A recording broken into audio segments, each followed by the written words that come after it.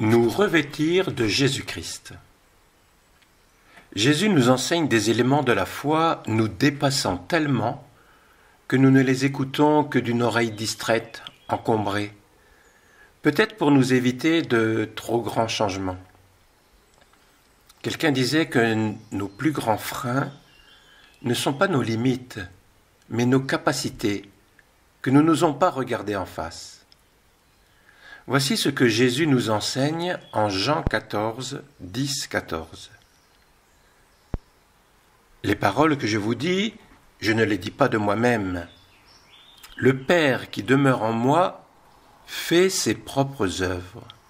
Croyez-moi, je suis dans le Père et le Père est en moi. Si vous ne me croyez pas, croyez du moins à cause des œuvres elles-mêmes. Amen, amen, je vous le dis.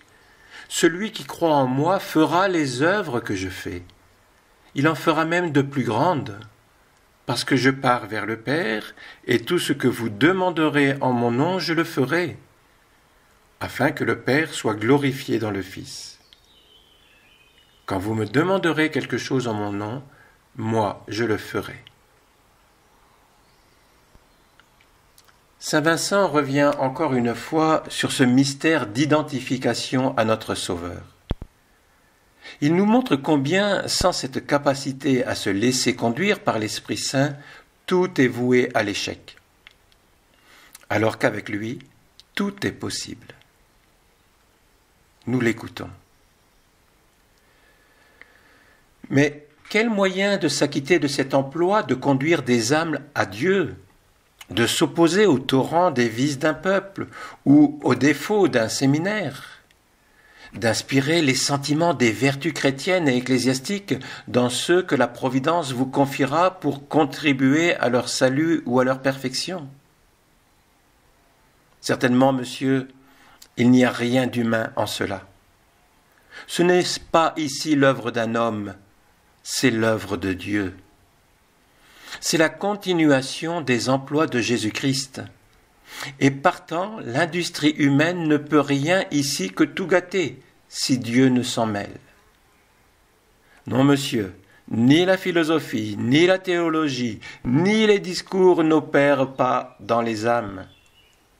Il faut que Jésus-Christ s'en mêle avec nous, ou nous avec lui, que nous opérions en lui, et lui en nous, que nous parlions comme lui et en son esprit, ainsi que lui-même était en son Père, et prêchait la doctrine qu'il lui avait enseignée. C'est le langage de l'Écriture sainte. Il faut donc, monsieur, vous vider de vous-même pour vous revêtir de Jésus-Christ. Vous saurez que les causes ordinaires produisent des effets de leur nature. Un mouton fait un mouton et un homme un autre homme. De même, si celui qui conduit les autres, qui les forme, qui leur parle, n'est animé que de l'esprit humain, ceux qui le verront, qui l'écouteront et qui s'étudieront à l'imiter deviendront tout humains. Il ne leur inspirera, quoi qu'ils disent et qu'ils fassent, que l'apparence de la vertu, et non pas le fond. Il leur communiquera l'esprit dont lui-même sera animé, comme nous voyons que les maîtres impriment leurs maximes et leur façon de faire dans l'esprit de leurs disciples. Au contraire, si un supérieur est plein de Dieu, s'il est rempli des maximes de notre Seigneur, toutes ses paroles seront efficaces, et il sortira une vertu de lui qui édifiera, et toutes ses actions seront autant d'instructions salutaires qui opéreront le bien dans ceux qui en auront connaissance. Pour en venir là, monsieur, il faut que notre Seigneur lui-même imprime en vous sa marque et son caractère.